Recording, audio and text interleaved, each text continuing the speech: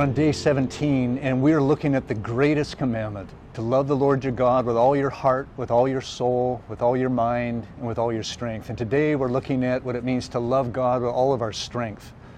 Now, it shouldn't surprise us that this great commandment includes strength, because love is an action word. Love is something that we are to show. It's something that we're to do. I mean, Jesus himself said, if you love me, you will obey my commands. James even says, don't just be hearers of the word, but be doers of the word.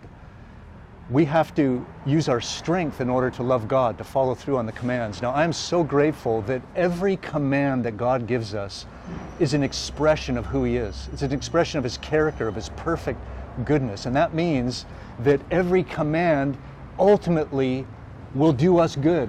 It is for our good.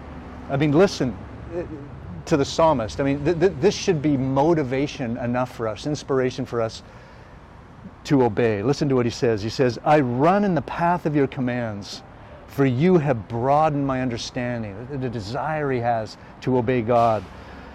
Verse 34, he says, give me understanding so that I will keep your law. The problem is that we don't always have the inspiration and the motivation and the hunger and the desire to obey God. Do you find that? We lack that sometimes. And what is the reason for that?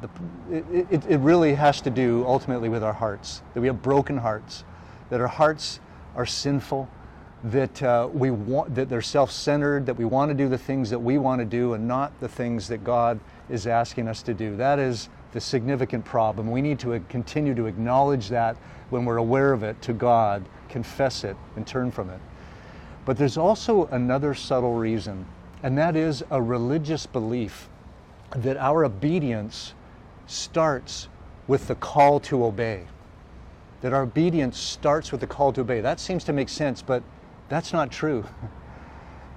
That has never been true. Obedience, our obedience to God's commands, using our strength, does not begin with the call to obey. And this is such an important part, so critical. I want the weight of this to land on us. So I want to give you an assignment before the next time that we talk. When was the last time that you read the Ten Commandments? I want to encourage you, challenge you to read Exodus chapter 20, verse 1 to 17. This is when God gives the Ten Commandments to His people. And what I want you to do is I want you to observe how it begins, how it all starts, and then we'll talk about it.